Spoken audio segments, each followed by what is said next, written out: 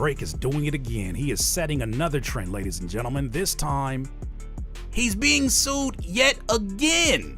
This time, Drake is accused of a RICO gambling and stream boosting scheme. A new lawsuit alleges that the rapper conspired with streamer Adin Ross to promote illegal gambling on stake.us and funnel funds to bot farms. Wow. Drake just got hit with a RICO lawsuit. Not over music, not over beef, over online gambling and bot farms that allegedly inflated his streaming numbers by hundreds of millions. Yeah, this shit is crazy though when it comes down to like the bots and how everybody like, cause people, you know, that's been their argument now. They've been like, Kendrick been using bots and he's been using this and using this and using that, man. And it's like, look at this. The curtains is being pulled. All the motherfucking tactics that was doing to make they shit crack the same way.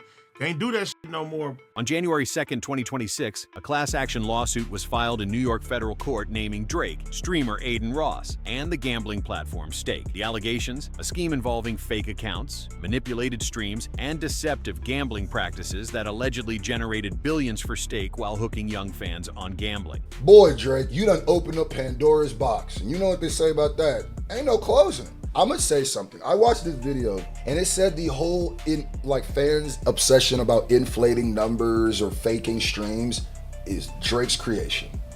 Drake, this is gonna be a part of your legacy. In addition, through Stake's tipping function, defendants have financed their combined artificial streaming, aka botting, to create fraudulent streams of Drake's music, fabricate popularity, disparage competitors and music label executives, distort recommendation algorithms, and distribute financing for all of the foregoing while concealing the flow of funds. This situation involves Aubrey Drake Graham, one of the biggest artists in the world, Adin Ross, one of the most popular streamers on the internet, and Stake, an online gambling platform that's been banned in the United States. The lawsuit claims they worked together in a conspiracy that violated federal RICO laws, the same laws used to take down organized criminal organizations. This goes way deeper than what you saw on social media. From Drake's massive partnership with Stake, worth reportedly hundreds of millions, to allegations of bot farms creating fake streams, to claims that Adin Ross was recruiting young followers into gambling, this story has layers nobody expected. So according to the filing,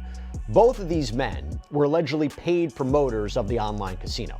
So the complaint alleges that they live streamed gambling sessions, that they posted giveaways, and presented themselves as actively betting what they have, all while encouraging fans to do the same, but that might not be the case. So the plaintiffs claim there is a crucial detail that viewers weren't told.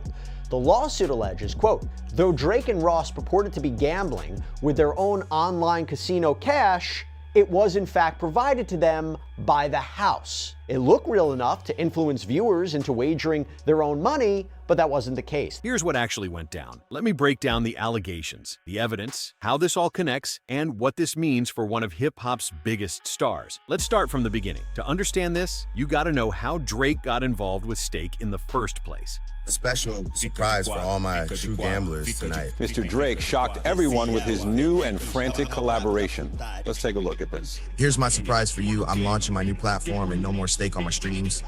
I've been working on this platform for a long time, and now I'm ready to introduce it to the world in order to improve your financial situation. In 2022, Drake announced a partnership with Stake, an online gambling platform based in Curacao. The deal was massive. While the exact numbers weren't publicly disclosed, industry insiders estimated it could be worth hundreds of millions of dollars over multiple years. According to reports from Bloomberg and other financial outlets, Stake was paying Drake to stream himself gambling on their platform, promoting the site to his massive audience. But here's the thing. Stake is banned in the United States. The platform doesn't have a license to operate in America, which means U.S. citizens technically aren't supposed to be able to access it. Yet, according to the lawsuit filed by plaintiffs represented by attorneys from New York, that didn't stop Stake from targeting American users, particularly young ones who followed Drake and Adin Ross. Adin Ross became another major piece of this puzzle. The 25-year-old streamer built his following through gaming content and controversial streams on platforms like Twitch and Kick. According to multiple sources, including USA Today and NBC News, Ross also secured a lucrative deal with Stake, reportedly worth tens of millions. He regularly streamed himself gambling on the platform, often showing massive wins that the lawsuit now claims were staged. The lawsuit, filed in the U.S. District Court for the Southern District of New York, alleges that Drake, Ross, and Stake didn't just promote gambling. They allegedly created an entire system designed to manipulate young people into thinking they could win big while using fake accounts and bot farms to inflate Drake's streaming numbers as part of the compensation structure. According to the complaint, the scheme worked like this. Stake would pay Drake and Ross to gamble on stream, showing big wins to make it look easy and profitable. Young fans, seeing their idols winning huge amounts, would sign up for Stake accounts using promotional codes provided by Drake and Ross. Those codes would track how many people signed up and how much they gambled, generating massive revenue for Stake. But the lawsuit claims the wins shown by Drake and Ross weren't real in the traditional sense. According to the plaintiffs, Stake would load their accounts with house money, essentially play money that didn't come from their own pockets. When they won, it looked impressive. When they lost, it wasn't actually their money at risk. The whole thing was allegedly designed to create the illusion that gambling on Stake was profitable and fun, when the reality for regular users was completely different. Here's where things get more complicated. The lawsuit also alleges that part of Drake's compensation from Stake involved bot farms being used to artificially inflate his streaming numbers on platforms like Spotify and Apple Music. According to the complaint filed by the plaintiffs, Stake allegedly operated or paid for networks of fake accounts that would stream Drake's music repeatedly, boosting his play counts by hundreds of millions. The connection between gambling promotion and streaming inflation might seem strange at first, but the lawsuit lays out the alleged logic. Drake's value as a Stake promoter depended on his cultural relevance and reach. The bigger his streaming numbers, the more influential he appeared, the more valuable he was to Stake's marketing efforts. By allegedly helping inflate those numbers through bot farms, Stake was essentially investing in Drake's brand to maximize the return on their partnership.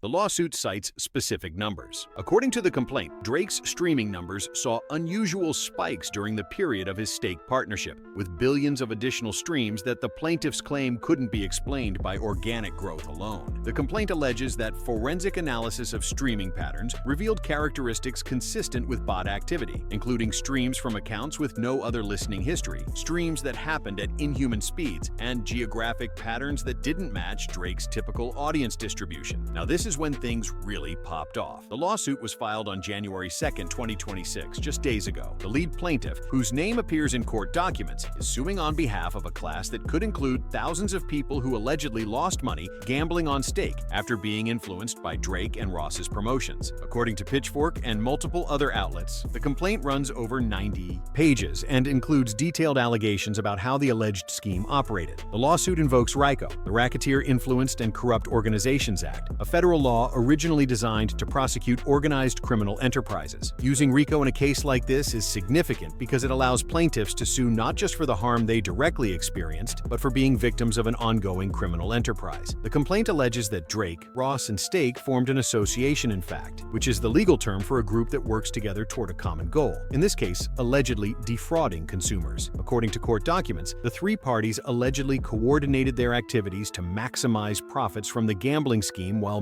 misleading users about the true nature of the platform and their chances of winning. The lawsuit specifically calls out promotional tactics that allegedly violated federal laws. According to the complaint, Drake and Ross would post about their Stake wins on social media, creating what the plaintiffs describe as false advertising. Posts showing six-figure or seven-figure wins would go viral, reaching millions of young followers who didn't understand that these wins were allegedly staged using house money.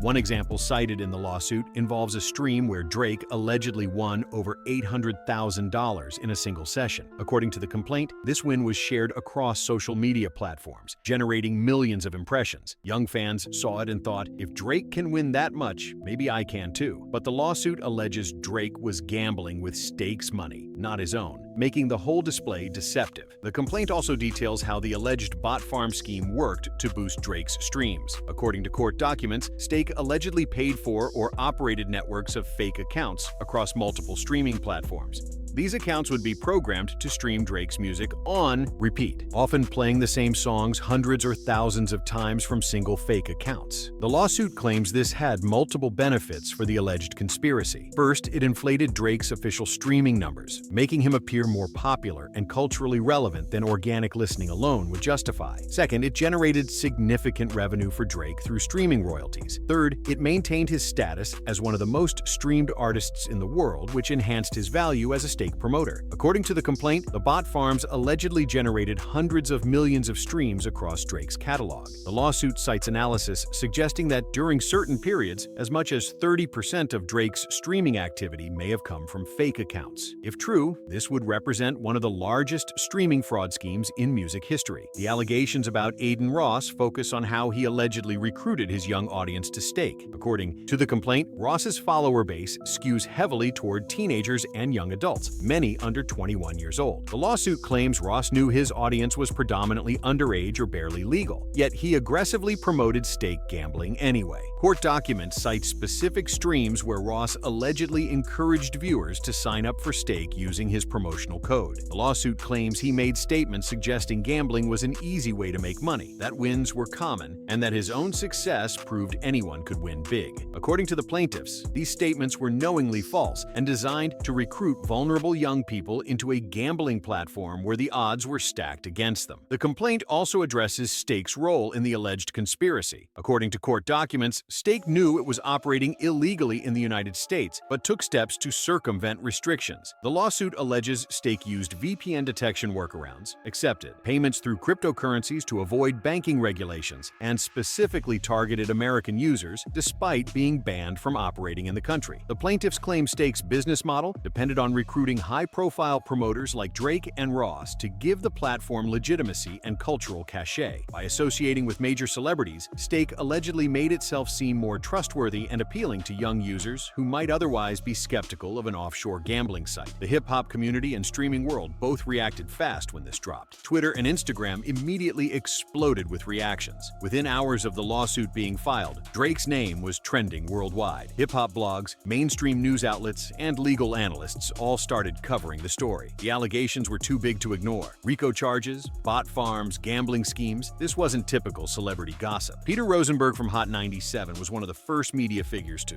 comment publicly. According to Hip Hop Wired and other outlets, Rosenberg posted about the lawsuit with what appeared to be satisfaction, referencing his long-running tensions with Drake. The radio personality had previously criticized Drake for various reasons, and the lawsuit seemed to vindicate some of his concerns about Drake's business practices. Other artists and industry figures stayed mostly quiet in the immediate aftermath. As of January 3, 2026, Drake himself has not publicly commented on the lawsuit. His social media accounts have remained active with promotional content for his music, but there's been no statement addressing the RICO allegations. Adin Ross also hasn't directly responded to the lawsuit publicly. His social media presence continued as usual, with gaming content and streams, but no mention of the legal action against him. Stake similarly has not issued any public statement about the allegations. Legal experts started weighing in almost immediately. According to analysis from various legal commentators cited by NBC News and USA Today, RICO cases are notoriously difficult to prove, but potentially devastating if successful. The plaintiffs would need to demonstrate a pattern of criminal activity, coordination between the defendants, and damages resulting from the alleged conspiracy. The music industry reacted with a mix of shock and concern. Streaming fraud has been a known issue for years, but allegations involving an artist of Drake's stature were unprecedented. According to reports from Vulture and other entertainment outlets, major streaming platforms declined to comment on the lawsuit, but would likely be monitoring the case closely. The gambling industry also took notice. According to BET and other sources, the lawsuit could have broader implications for how offshore gambling platforms operate and market themselves to American users. If the plaintiffs succeed in proving their RICO claims, it could open the door for regulatory crackdowns and additional lawsuits against similar platforms. Social media discourse around the lawsuit split into several camps. Some users expressed shock at the allegations, particularly the claims about bot farms inflating streaming numbers. users. Others pointed out they'd suspected something wasn't right with streaming numbers across the industry for years. A third group focused on the gambling allegations, criticizing Drake and Ross for allegedly promoting an activity to young, vulnerable audiences. But that's not even the craziest part. The immediate fallout from the lawsuit has been significant, even though the case is just beginning. According to Wrap Up and other outlets, the lawsuit seeks damages that could potentially reach into the hundreds of millions of dollars if the plaintiffs prevail. Class action status means the case could represent thousands of individuals who allegedly lost money gambling on stake. Drake's reputation is taking hits from multiple angles. The streaming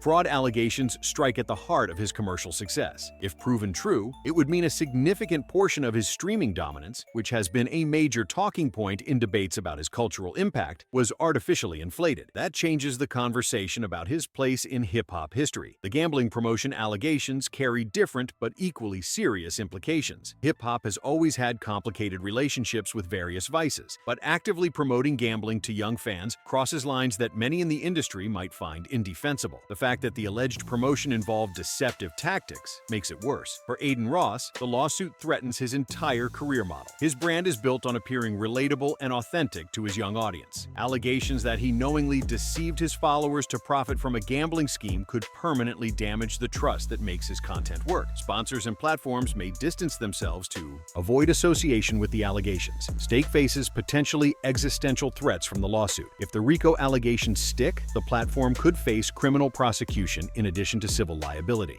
The company already operates in a legal gray area by serving American customers from an offshore location. A successful RICO case could trigger federal enforcement actions that shut down their U.S.-facing operations entirely. The streaming platforms themselves, Spotify, Apple Music, and others, are in an uncomfortable position. If bot farms were indeed inflating Drake's numbers by hundreds of millions of streams, it raises questions about their detection systems and quality control. According to reporting from Vulture, streaming platforms have invested heavily in anti-fraud measures, but the scale alleged in this lawsuit suggests those measures may have failed or been circumvented. Other artists are watching this case closely. If Drake's alleged streaming manipulation gets proven, in court it could trigger audits or investigations into streaming patterns across the industry. Artists who've competed with Drake for chart positions or streaming records might have grounds for their own legal actions if they can show they were disadvantaged by fraudulent numbers. The lawsuit also raises questions about Drake's other business partnerships and endorsements. Major brands that pay him millions for associations might reconsider those relationships if the allegations prove true. His value as a cultural figure and marketing tool depends partly on his perceived authenticity and reach. Revelations about bot farms and deceptive gambling promotion could make corporate partners nervous. Here's where it gets interesting. The lawsuit includes details that most people haven't focused on yet, but could become crucial as the case develops. According to the complaint filed in federal court, the alleged conspiracy involves specific mechanisms of fraud that go beyond simple promotion. One key allegation involves how Stake allegedly processed payments from American users. According to court documents, the platform primarily used cryptocurrency transactions, which are harder to trace and regulate than traditional banking. The lawsuit claims this was deliberate, designed to circumvent financial regulations that would normally prevent Americans from gambling on offshore platforms. The complaint details how users would purchase cryptocurrencies like Bitcoin or Ethereum, then deposit those assets into their stake accounts. This created a layer of separation between traditional banking systems and the gambling activity, making it harder for regulators to track or stop. The lawsuit alleges Drake and Ross promoted this system, directing followers to use crypto to access stake. The bot farm allegations include technical details about how the streaming fraud allegedly operated. According to the complaint,